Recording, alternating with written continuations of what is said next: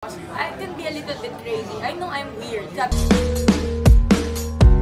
Marami ang nagimbal sa naging revelasyon ni RC Munoz. Sa isang eksklusibong panayam kinumpirma ng aktres na si Gerald Anderson umano ang ama ng anak niya at inilahad ang kanyang saloobin sa gitna ng matinding batikos at kontrobersya.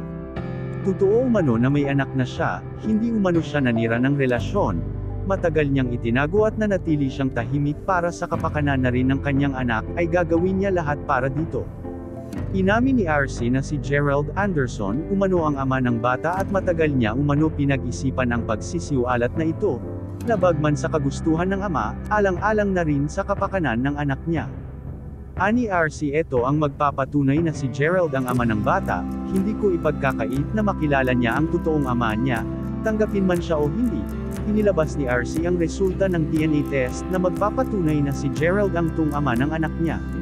Seret-saring emosyon at komento naman mula sa netizens ang naglabasan, may mga nagulat, at may mga nahabag, na sana kung totoo man na si Gerald talaga ang ama ng bata ay sana raw magpakalalaki ito at tanggapin ang responsibilidad alang-alang sa bata.